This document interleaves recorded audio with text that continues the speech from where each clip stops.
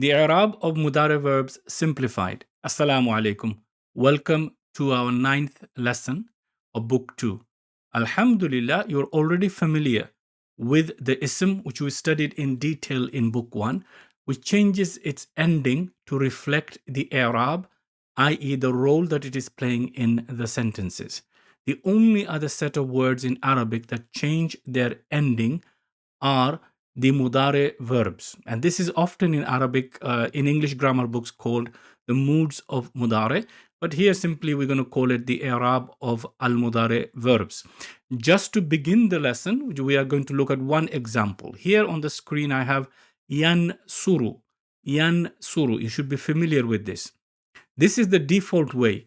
But sometimes you'll also see it as yan sura. Yan sura. And sometimes you'll see it as yansur. And this is called the I'rab of Al-Mudari verb. Inshallah, in this lesson, we are going to look at this in detail. Please note, whatever we're learning in this lesson will apply to all the range of Mudari verbs in Arabic, i.e. Form 1, Form 2, all the way, inshallah ta'ala. So a very important foundation lesson in which we will look at the reasons why a Mudari verb changes its ending, what are the 3 different types of ending, and how the different types of Mudari verbs will change their ending to reflect the I'rab. It is slightly different than the way an ism works. So inshallah ta'ala, I hope and pray that you will find this lesson of benefit. To fully understand this topic, I have divided the lesson into certain components where I'm going to go through them in detail for your benefit. We are going to look at the main topic, which is the I'rab of Al-Mudari. I'm going to briefly divert and explain to you the difference between the 2 types of huruf or harf. You've already studied quite a few of them already, inshallah ta'ala. And we're going to look at the 3 different I'rab of Al-Mudari, what they are, how they are changed depending upon the sigha or the Mudari verb that we are looking at. Remember, there are 14 variations. And inshallah ta'ala, if you're already gone through the previous lessons I've done for you, most of this will be either a revision or a reminder. But very important that you don't just start on this lesson. If you don't know what we've covered in the previous lessons, you will struggle. But anyhow, I'm going to explain the 3 different I'rab based upon the 14 variations of the Mudari and how each type of those change. And then we're going to look at the particles that changes the I'rab. There are 2 sets of them, inshallah ta'ala. And inshallah, we'll conclude with plenty of examples to show you how they are used. This, along with the others, are foundational knowledge. And I hope and pray, inshallah ta'ala, you'll find them of benefit. I'm going to make sure that these foundational knowledge lessons are a bit detailed, sometimes longer videos than necessary, just to reiterate the main points. Because when you've gone through the foundation, inshallah ta'ala, you can fly through the lessons that come afterwards, because most of the theory is covered and you'll see it again and again in action. So it's a very, very important lesson. Alhamdulillah, you're already familiar with the verbs. You looked at the verbal sentences, the doer, the objects, etc. We are now, we've done the Madi as well, seen how they work. We've looked at the Mudari. In the previous lesson, we looked at how the meanings of the Mudari can be changed by adding particles at the beginning. Here, of course, these particles will also change the meaning, but more importantly, they will change the ending or give an I'rab to the Mudari verbs. So very, very important lesson, and I believe it is a foundation lesson. So let us again remind ourselves to always start with the dua, Rabbi zidni ilma, O my Lord, increase me in knowledge. Review of I'rab in Arabic. In relation to I'rab, Arabic words are divided into 2 groups. Either they are called Mabni or Mu'rab. Now, these terms we are already familiar with from Book 1. Let me give you a full overview. In Arabic, every harf, huruf, meaning the particles, are always mabni, meaning they never change their ending for grammatical reasons. So all the huruf are mabni. If you see the screen here, I have placed a lock just to remind you that they do not change, they're fixed as they are. So all huruf, all of them in Arabic, will not have anything called i'rab. There'll be no rafa, nasab, jar, or anything like that issue as far as the huruf are concerned. All isms, on the other hand, has something called i'rab, and they can be marfu, mansub, or majroor. Please note those three terms, and I'm sure you're familiar with them. So they can be rafa, nasab, or jar. So every ism is considered to be mu'rab, meaning it has i'rab, either it is rafa, nasab, or jar, depending upon the role that it is playing in the sentence. Previously, when we began our lessons in book 2, all madi verbs, we've already studied them in detail, they're also mabni. They never ever change their ending based upon grammatical reasons. So they're also mabni. Fail amr, which we haven't studied, inshallah, is coming soon after this series. So the command form of the verb. For example, madi, I say, nasara, he helped. Amr is unsur, help. So it's a command form of the verb. They also do not change their ending. They remain fixed. They remain fixed. So the only verbs that change their ending are the Mudari verbs. So Mudari verb, with the example I've given you already, they can be, for example, here you see yaf'alu, we have yaf'ala, and we have yaf'al. Their changer are also the terms are also used to name those changes, but they overlap those of the isms, and that's where the confusion comes. So yaf'alu is rafa or marfu'. Yaf'ala is mansub or nasab. However, a mudari verb will never ever be majroor. Never be in jar i'rab. Very, very important point.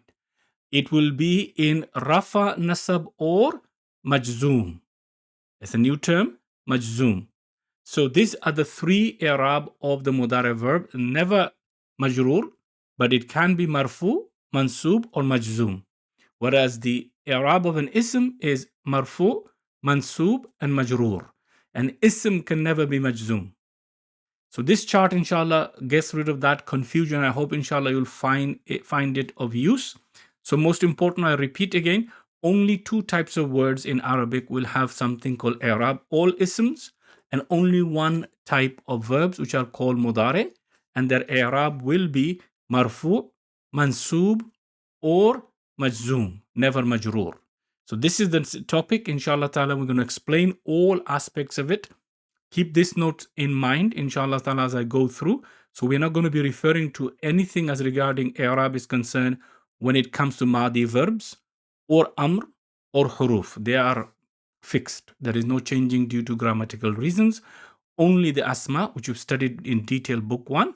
And here now in lesson number 9, we are picking up the i'rab of al-Mudari verbs. Aamil wa ghayru aamil. Impactors and non-impactors.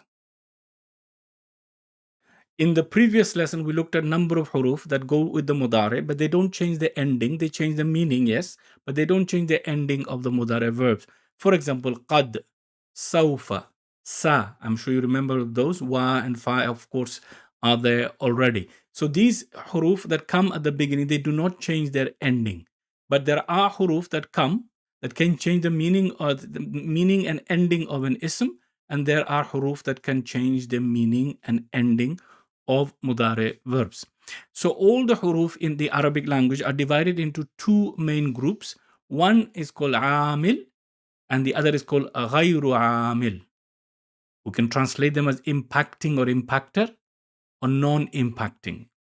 So aamil means the one that does the work or does something, and the word that they impact is the one that they come before. So that's how they change the ending, inshallah ta'ala. We'll see through examples, it'll make sense. So the huruf that don't change the ending of the mudari verb are called ghayru aamil, and huruf that change the ending of the mudari are called aamil, as far as the mudari verb is concerned, and the same applies with the ism. So these are the main division of the categories of huruf. So on the screen, you've got some examples to highlight what I just meant. When I say Ja'a Hamidun wa Zaidun, the word wa, which is also, of course, a harf particle, it does not change any i'rab. Then I have Ra'aytu rajulan thumma waladan. I saw a man, then a boy. Now the word thumma adds meaning, but there's no change at the end. Salamtu ala imamin. I gave salam to an imam. Now the word ala here is changing the ending. So this is an impactor. It changes the ending of the ism that comes after it. Of course, you've studied them in detail, called the huruf of jar. Inna hamidan. Again, inna, changing the ending of the ism that is impacting. Again, book 1, lesson number 13, 12 and 13, I believe we did these in detail. So indeed, Hamid is pious. The word inna is a harf. It's impacting the ism of the sentence, or ismu inna to be more precise. So we have these impactors which impact isms, and we have also impactors which impact mudari. In the previous lesson, we looked at the huruf that do not change the ending. For example, the last 3 on the screen, we have sawfa. Sawfa. Sawfa does not change the ending, it just puts the meaning in the future tense. So, for example, we have here in number 3, which you can see on the screen, sawfa yu'adhibuhum. The verb is here, yu'adhibu, and it has not changed the ending at all. The dhamma is still there. Look at qad. Qad ya'lamu. Again, no changing. Ya'lamu is the standard mudari verb. Sa yaqulu. Again, no changing at the end. The dhamma is there. So, sayaqulu sufaha'u. Okay, the sa has not changed anything of the mudari verb. But if we look at the first 2, what we have here, lan yadkhula. It was originally yadkhulu, but it's become yadkhula. So, lan yadkhul al-jannata, if of course you read it together, lan yadkhul al-jannata, they will never enter Jannah. So it gives a meaning, but it also changes the ending, and that is why it is called an aamil, impactor, meaning this harf is one that impacts the verb. Lam yalid, I'm sure you know which surah that is from. The original word was yalidu, but because lam has come, it becomes lam yalid. So it's changed to a sukoon, from a dhamma to a sukoon. So lam is impacting, lan is also impacting. And so this is what is meant by huruf that change the ending, huruf that don't change the ending. So these terms will be very useful, inshallah ta'ala. I haven't explained them in detail before, so I thought I'd do this example to remind you that there are 2 types of huruf, those that impact and those that don't impact.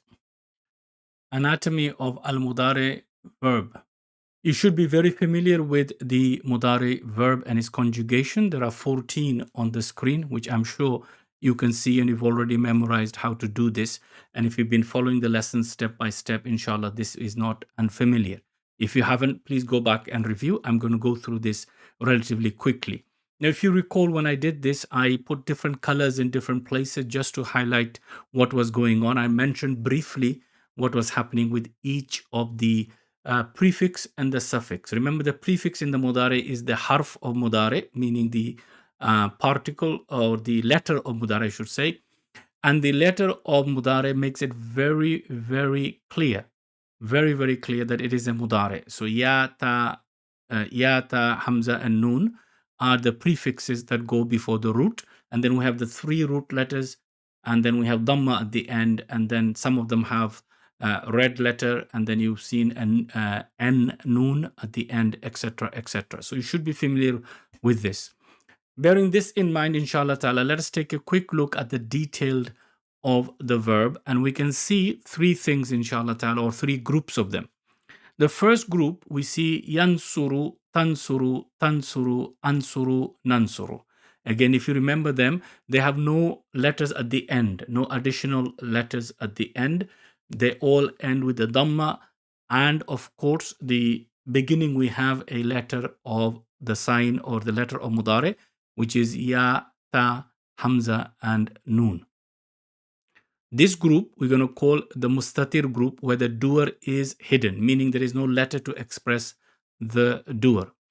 The second group that we have is yansurani, tansurani, tansurani, tansurani, and then we have yansuruna, and we have tansuruna. And for easy reference, of course, we got the numbers there.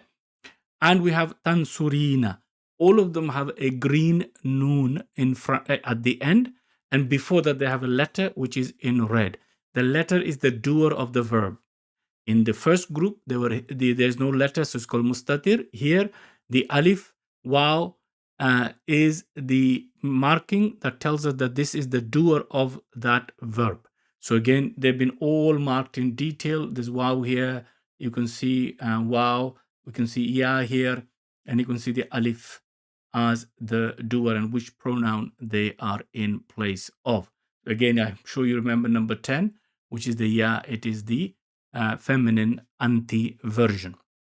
Then we have a noon at the end. This green noon is called the noon of i'rab, the noon of i'rab in the mudari verbs. So this is nothing to do with the doer, it indicates its i'rab. Please remember this point, inshallah. And then we have two of them, which are purple noon. Even though they come at the end as a noon, they're not the same noon as the noon that we have, which is the noon of i'rab in the other group. So these last two, the last two are, the noon is in purple, but it's to remind you that this noon is actually the doer. It is not the noon of i'rab. So we have three groups here. Inshallah, don't worry, I'm going to go through a detail, but I want you to understand that there are three groups. Whatever I'm teaching you in this lesson is applicable to every mudari verb. There is some issues with endings being weak letters and so on, but we'll look at them later. But in general principle, these are the three groups. And for you to understand the i'rab, i.e. the changes, you must understand what these three groups are. And therefore, I'll go through it slowly, inshallah ta'ala, for all our benefit. What is important for you to note is the mudari verb will change, but the changing will be impacting depending on the group that we are referring to. So on this screen now, inshallah, let me go through that in detail. I'm sure you can see this now exactly the same as we had in the other table, but this one, it's vertically down. All the numbers are there, the pronouns are there, so that you will not be lost, inshallah, where I am. So again, we have used the verb yaftahu, changing it a little bit, just help us to show that it is in every verb. And then we have the ya, ta, hamza, and the noon at the beginning, which is your letter of mudari. And then, of course, we have the three root letters, which tells us the root meaning of the verb. So harful mudari at the beginning, and then we have the verb itself, and then we have the doer, which is at the end of the verb. And in the number 1 and number 4, number 7, number 13, and number 14, of course, the corresponding pronouns are there to remind you huwa version, hiya version, anta version. And then we have we have huwa version, hiya version, anta version, ana and nahnu versions. So these are the numbers, and these ones where the doer is hidden. The doer is hidden. So let's pull out the doer for a moment. I'll put a smiley there to tell you that these are the easy ones. We don't have to worry about them. They end with a dhamma, and in the other two i'rab, they will change their i'rab. Then we have the ones with the red letter doer at the end, which is, of course, 7 of them. And then we have 2 with the purple, which you can see number 6 and number 12. That's your second group and your third group. The third group one is in the yellow. I'm sorry, the screen is a bit small, but that's the best I can do. So there's the noon here, noon here. The ones in the green is your second group, and this is your third group. So this is now very, very important. The ending that we see on the first column, these are your doers. But the ending here is telling us that this is the default sign of it being marfu or rafa. This is very important. So how do we know yaftahu, what is its i'rab? It is rafa. Why? Because it has a dhamma at the end. When it changes, don't worry, I'll go through. How do we know that yaftahani is rafa? Because it has the noon at the end. So this is the noon of i'rab. And so at the end of it, we have the indication of its i'rab.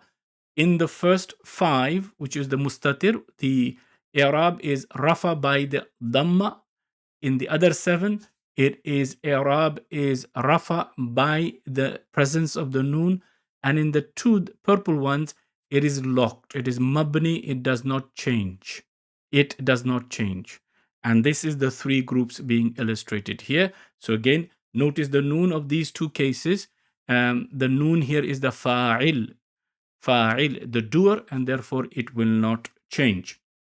So number 1 and number 4 you should be very familiar with. This is where you will find possibly the doer coming after in the form of a rafa ism coming after the verb. Only those two. Otherwise, in all cases, you always translate the verb with the pronoun as the doer. Even with number 1 and number 4, you'll translate the pronoun unless you see a ism coming after. So this is why 1 and 4 is colored slightly differently. So number 1, 4, 7, 13, and 14, again a reminder that the doer is hidden, mustatir, and this dhamma that you see at the end, it is the sign of rafa, and it can change to fatha when it is mansub, and it can change to a sukoon when it is majzoom. And this is the 3 points that you need to note, inshallah, with these 5. So it's very easy. Don't worry, I'm going to show you full demonstration. This is just all the summarized notes you need in one place, inshallah ta'ala. Then we have number 2, 3, 5, 8, 9, 10, and 11. Please don't worry, there's a lot of them, but they all have the green noon at the end. So this noon is found at the end of 7 forms called the noon of i'rab. The noon of i'rab, it is dropped. It is dropped when it is mansub or majzoom. So if you see it, it's rafa. If you don't see it, it is mansub or majzoom. How will you know which is which? Mansub will be depend on the particle at the beginning, and majzoom will also be because of the particle before it. There are 2 sets of particles. 6 and 12, on the other hand, this noon is never dropped. This noon is always there in every form. It will remain because this is not the noon of i'rab, but the noon of feminine. Sometimes is called also the noon of pronoun, or the noon of the doer pronoun. And that's it. This is the essence of the entire Mudari verb and all its complexities, inshallah ta'ala, explained for you. Now, again, I do understand it looks like a lot to remember, but please note, once you've done a few practice, long as you know the theory in the background, it should be relatively easy. But if you just jumped into this lesson, it will look tough. So I appreciate that. But if you followed the series as I've given them to you, inshallah ta'ala, they should not be as complex as we see them to be. So this is your 3 groups, and inshallah ta'ala, we're going to now look at how they change in the different i'rab. 3 groups of al-Mudari. So again, quick reminder of the 3 groups we have: yansuru, tansuru, tansuru, ansuru, nansuru. The doer is mustatir. There is no letter after indicate the doer. They will change in 3 different ways. Dhamma when they are marfu, fatha ending when they're mansub, and sukoon ending when they're majzoom. So these are your 5 easy ones, inshallah ta'ala. Then we have the other 7: yansurani, tansurani, tansurani, and yansuruna, tansuruna, and tansurina. I'm sure I don't need to repeat the numbers and things. It's obvious on the screen which version of the sigha it is. These, when they are rafa marfu, they will show the noon. However, when they become mansub, the noon will go. When they become majzoom, the noon will go. So they're the same in, like we saw with others. Example, 2 endings only, with the noon, without the noon, with the noon, rafa, without the noon, mansub or majzoom. Now these are the 2. And then of course we have the 2 that never change their ending. They're mabni, they're fixed. So in summary, with group 1, where the doer is hidden, we have number 1, 4, 13, 7, and 14. The dhamma is changed to a fatha. So again, here is your illustrated example for group 1. Yansuru, yansura, yansur. I hope, inshallah ta'ala, this illustrated example now clarifies any questions you may have in your mind. So dhamma for marfu, fatha for mansub, and sukoon for majzoom. So this is the 3 different i'rab, and in English, the term used called moods, and there are other terms used. They're a bit confusing. Inshallah ta'ala, I'll mention them to you, but I think it's far better just to stick with the Arabic terminology.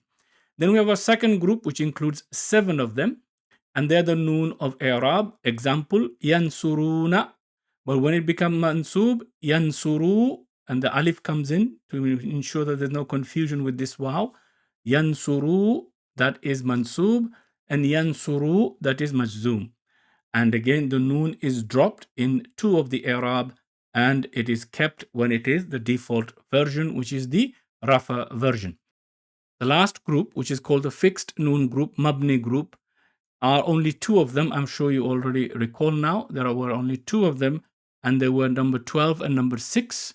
And this is the noon, which has got the dua pronoun and is colored in purple. They will not change in any of the i'rab. So we have yansurna, yansurna, yansurna. They will be the same whether they're marfu, mansub, or majzoom. Of course, you're going to ask the question, how do I know? You don't need to worry about that because there will be a particle before that will tell you what the i'rab should be. So that's basically the 3 groups in step-by-step detail.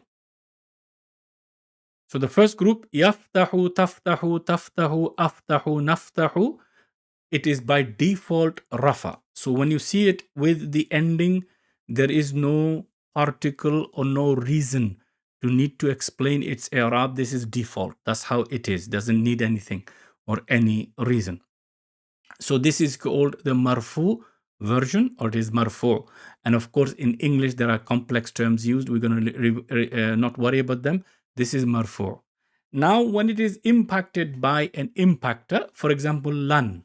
Lan is a particle of mansub. It makes the verb after turn to the nasab state.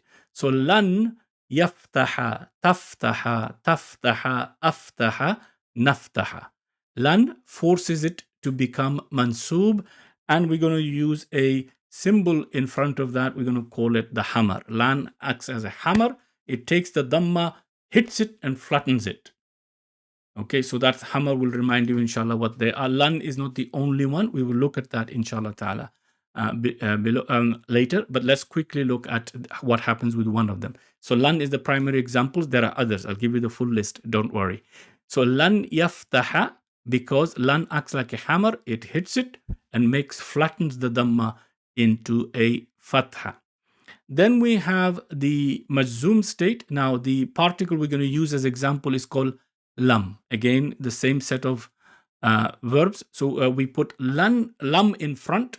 Lam is a chopper. It completely takes it off, cuts it off, and leaves a little bit behind.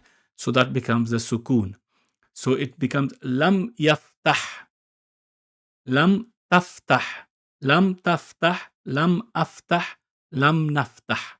So whichever verb it is, it will force the first group to take a sukoon at the end, and this is why it is called majzoom.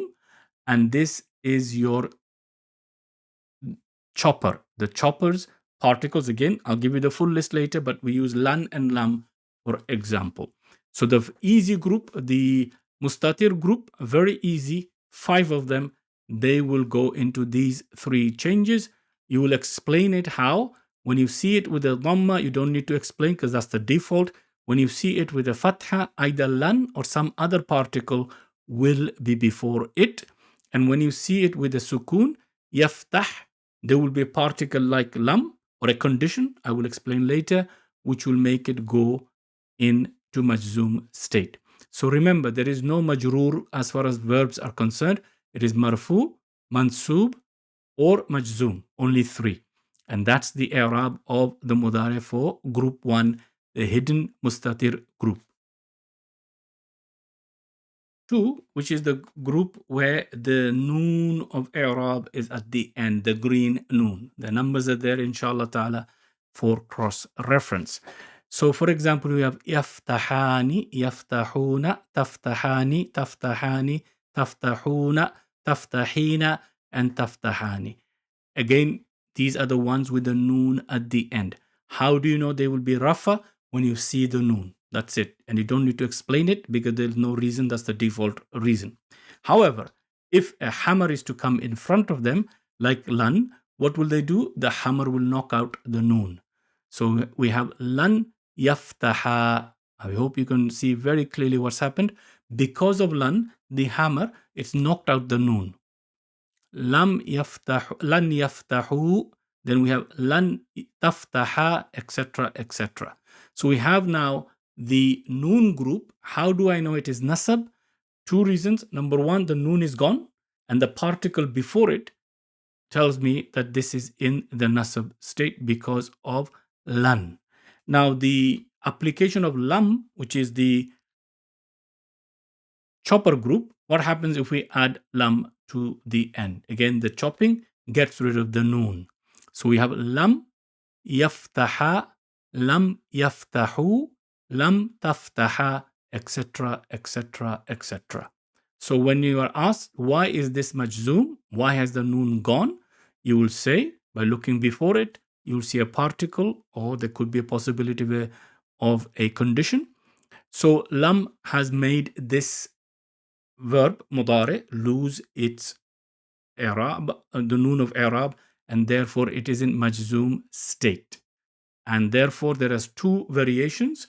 We have yaftahani, yaftaha, yaftaha, and they are both the same for nasab and majzoom state. That's the way it is in the language, and that's what we are explaining here.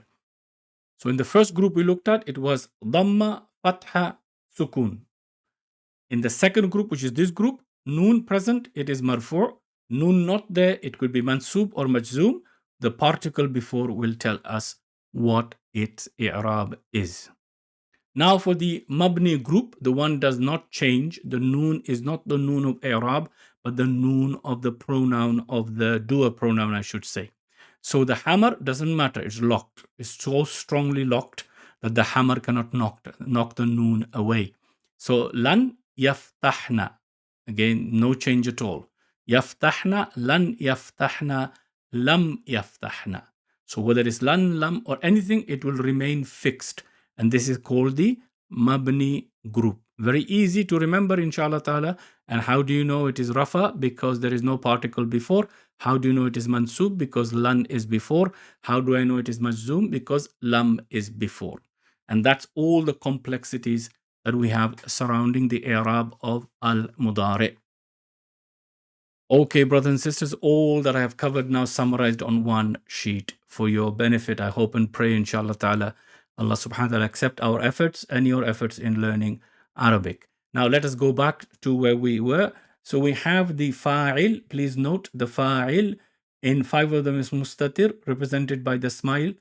And then we have 1, 2, 3, 4, 5, 6, 7 of them.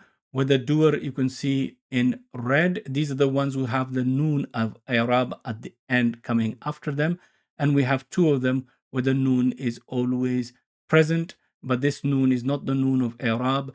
This noon is the noon of the doer. So this is your doer list. 5 hidden, 7 showing, and then 2 of them no change. So alhamdulillah, let's move on. So these are your marfu standard default state. There is no need to explain why they are, because that's the default standard that there is. Now the sign of them being marfu is dhamma in 5 of them. So pesh, dhamma in 5 of them indicates that they are marfu. The presence of the noon in 1, 2, 3, 4, 5, 6, 7 of them tells me that this is marfu. If the noon disappeared, we know what will happen. And then we have 2 of them where the noon does not change. This is not the noon of i'rab. This is the noon of the doer, the purple noon, for the sake of example here. So this is marfu. Now for it to be mansub, it changes of course to fatha, as you can see in the example here. Why? Because of particles like an, lan, kai. Now there are a few others. We'll cover them later, inshallah ta'ala. And these are your hammers. Whenever they come in front of a mudari verb, they will hit and they will flatten it and make it fatha. So how do I know it is mansub? Because of the presence of a fatha. And then we look behind it, we find a particle, a hammer particle, which knocks it flat.